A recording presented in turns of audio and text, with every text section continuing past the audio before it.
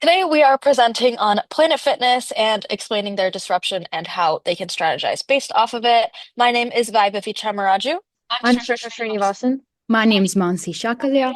My name is Tyler Schmidt. And I'm Sam Ruzis. So, before we get started, we wanted to discuss the challenges and opportunities that we discovered for Planet Fitness as a company. So, for challenges, the biggest disruption was the shift to at-home and digital fitness, with home equipment sales rising 170% during and after COVID. Buyer power increased as many members canceled their memberships during COVID and invested in their home gyms, making them a little bit more price sensitive. Additionally, industry rivalry was intensified since fewer gyms survived, and those that did survive are competing aggressively for memberships. There's also an incredibly high threat of substitution that has increased over the past 5 years from fitness studios like Solid Core or SoulCycle and other non-traditional gyms. Operational friction also appeared through equipment supply delays, which affected franchise operations as a whole. In terms of opportunities, we identified a couple, with the main one being that Planet Fitness's network of more than 2,500 locations creates significant brand presence around the country and can raise effective entry barriers. With about 25% of gyms closing during COVID and after COVID, Planet Fitness gained access to competitor market share that no longer really exists. National reach and low pricing support hybrid fitness habits by providing equipment that people maybe cannot access in their own house. So, Planet Fitness operates in a challenging industry, but its franchising network turns many of these challenges into long-term advantages. It's also positioned to continue growing because it offers affordability, convenience, and wide market coverage that many of its competitors cannot easily replicate. So, for the Porter's Five Forces analysis, we determined that the top three were industry rivalry, threat of new entrants, and threat of substitutes. The fitness industry was incredibly crowded pre-COVID, with more than 41,000 gyms in the country, and digital competitors like Peloton increased pressure on gyms even more. Rivalry was intensified after COVID because the small amount of surviving gyms aggressively fought for returning members. Additionally, for threat and new entrants, it's inexpensive to open a basic budget gym, and switching costs for customers are close to zero. Even though a large majority of gyms closed during COVID, new gyms can still enter the market easily. Finally, for threat of substitutes, at-home fitness exploded immensely during COVID with a 170% spike in equipment sales, but many consumers now prefer hybrid or home-based workouts. Digital options like Peloton, Apple Fitness Plus, and YouTube became strong substitutes, as well as non-traditional gyms like Solid Core that we had spoken about before. To quantify these challenges, let's take a look at Planet Fitness's recent 10Q financial reports. So, Planet Fitness is currently growing 50% slower than they did before the pandemic, even 5 years after. If you look on the right, you'll see Planet Fitness's 10Q financial report from 2020, and it shows a total revenue decrease of 45%. And this is mainly because of the growth of at-home workouts, more specifically online trainers, and one of Planet Fitness's closest competitors, Peloton. If we look at Planet Fitness's numbers before COVID, we can see that their total revenue increase per year was around 25%. After COVID, this year in 2025, their total revenue increase is only about 12.5%. And looking at Lifetime Group, which is Planet Fitness's closest competitor that is publicly traded, they grew around 15% this last year. So around 2.5% more than Planet Fitness. Another reason why this is such a big issue is because of the growth in at-home workouts. As you can see by the chart on screen, from 2020 to 2021, the global home fitness market grew by around $1 billion, and it's projected to grow even more from 2020 all the way up until 2030 and probably past. So as we can see, Planet Fitness is currently losing revenue to this growing industry. Now, how can we take this challenge and structure it in a way that benefits us in the future? So going over Planet Fitness's business model, Planet Fitness derives their value from their simple, easy to navigate fitness environment that targets non-gym goers. They also use their judgment-free nationwide marketing campaign and low-cost subscriptions, which lead to millions of new memberships each year. And their franchising network and operational simplicity also allow the company to rapidly expand and apply these advantages. Planet Fitness captures their value by using their franchisees to draw in revenue, while the Planet Fitness brand name and marketing is used to draw in new users from all over the country. And also, many memberships are so low cost compared to competitors that 75 to 80% of members who pay for their subscriptions actually don't even go to the gym. So Planet Fitness is deriving a lot of value from these members that are not even using their equipment. So here we talk about the generic strategy that Planet Fitness employs. Based on analysis, we've understood that they have a cost leadership because they have a very low cost subscription model, which is around $10 to $15 for basic and $24 to around $25 for a Black Card member. What we've noticed from our analysis is that they have high volume, so a lot of customers across their 2,700 clubs, and a very low price model due to basic equipments at the gyms and lack of expensive amenities like pools, saunas that other premium gyms have. And hence they're able to provide a similar product just like their competitors, but at a lower cost and create that economic and create that value, making them a cost leader. Here we've done a RIO analysis for all of their resources and capabilities to understand which of these are core competencies.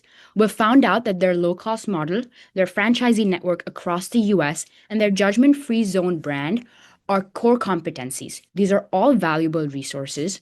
They're very rare due to the scale at which Planet Fitness is able to execute them across the United States. They're very costly to also imitate by new entrants and to be able to reach that scale. And they are structured in a way that Planet Fitness is able to leverage them and create them to be sustainable competitive advantages. While it might be easy for a competitor to have a low-cost model, to reach the level that Planet Fitness has is what's the main implication from this analysis, showing that they're core competencies. On the other hand, resources like operational simplicity and low-cost equipment are not so rare, much more easy to imitate, and easier to procure at a lower cost, and would not end up being core competencies, but very strong capabilities. So in our value chain analysis, we take a look at how Planet Fitness uses their core competencies to derive value. And you can see that Planet Fitness reinforces their judgment-free marketing across the entire value chain.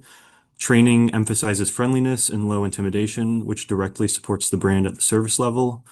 Marketing and brand are centralized and consistent nationwide, which ensures the judgment-free message is the same across all 2,700 locations, creating a sense of familiarity across all the gyms in the nation. Limited equipment variety and no advanced lifting spaces reduces intimidation and draws in first-time or casual gym goers. You can also see that almost every activity in the value chain is designed to minimize cost.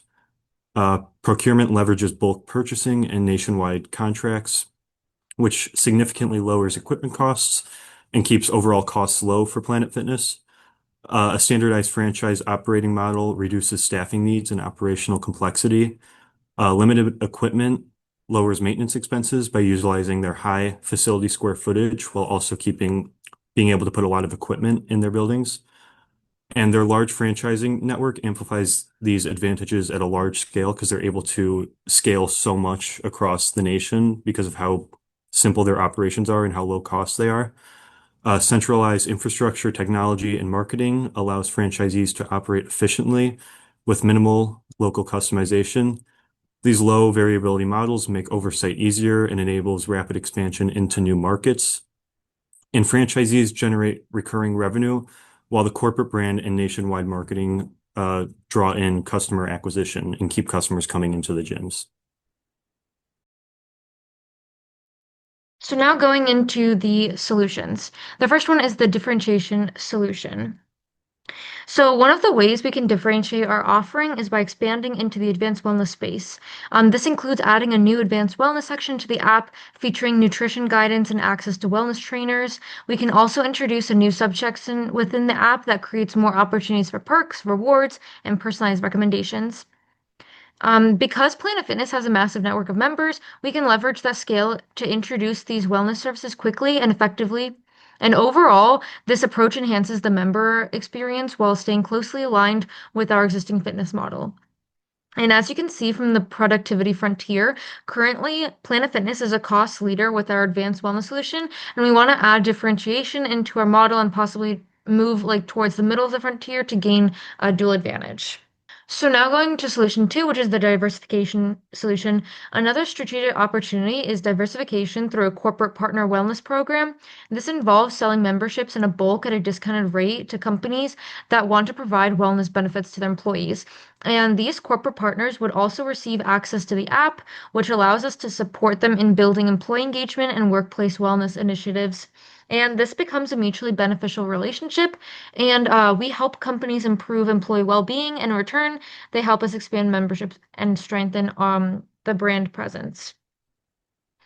And now going off to the better off test with this, we're proving that the value of Planet Fitness plus the corporate partnerships is greater than the value of Planet Fitness alone and the value of the corporate partners alone too.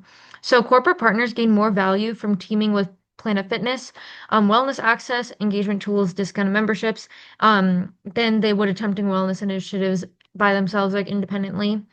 Planet Fitness gains new high volume membership revenue, lower acquisition costs, and stronger brand reach than it would achieve alone. And when Planet Fitness and corporate partners combine offerings, the total impact is greater than the sum of the parts, satisfying the better off test.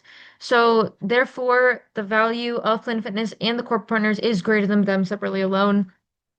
So for corporate partners alone, companies attempt to run wellness initiatives internally, like step challenges, stipends, wellness emails, which often like have low engagement and limited fitness access, and then marketing on an individual basis, not at a level of the company as a whole, where they might be able to get a wider audience at a faster rate. And Planet Fitness gains scale, revenue stability, and brand reach, and it could not achieve through the individual memberships alone. And corporate partners might be able to increase engagement of their employees to in fitness through one of the effective solutions like together. So now going into the mode of change, for diversification to be possible, we believe that there's a strategic resource gap. So for mode of change, we went to the borrow route, the contractual alliance route to be specific to. So first, like relevance of internal resources. Planet Fitness's internal resources are not highly relevant for building a corporate wellness program. And then Planet Fitness excels at gym operations and consumer memberships, not enterprise like HR systems or corporate sales.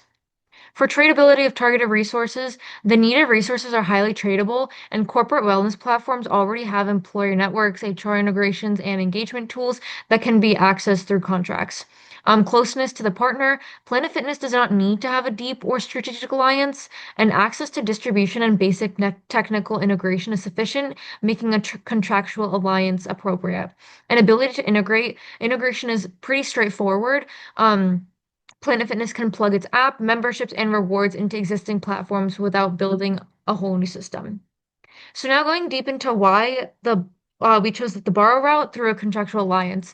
So Planet Fitness can partner with existing corporate benefit platforms to distribute discounted memberships without building new sales or HR systems. These partners already have large corporate client networks, giving Planet Fitness immediate access to employers and employees. Again, like I said earlier, Planet Fitness can plug its app, rewards, and wellness tools into the partner's engagement ecosystem with minimal development. Contractual alliances lower costs, reduce risk, and allow Planet Fitness to scale faster while still controlling its brand and pricing. So Planet Fitness becomes better off not only by building a standalone corporate program, but by borrowing partner capabilities through structured contractual alliances that gives Planet Fitness immediate access to corporate clients and employee engagement infrastructure. And just to touch, the reason why we're not doing build is because the internal resources are not relevant enough to internally build, and the resources we need to build this is tradable, like the company, employee data, etc. So now finally we're going to go into the twos matrix. So Planet Fitness has strong core strengths, including a large member base, a recognizable brand, and a well-developed digital app. So however, it faces weaknesses such as reliance on traditional memberships, limited differentiation, and a non-premium brand perception. Market opportunities include growing demand for wellness solutions, personalized fitness, and digital health platforms. At the same time, Planet Fitness faces threats from premium wellness brands, digital-only wellness platforms, and a lack of personalization. To respond, Planet Fitness can use its strengths to launch advanced wellness features in the app and scale personalized experiences. Corporate partner wellness programs help counter competition, increase membership volume, and stabilize the revenue. And then just in general, overall, this strategy enhances differentiation and improves retention and supports long-term growth.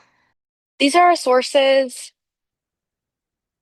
And then now we have an appendix with all of our five forces analysis listed and our value chain analysis as well. Thank you so much.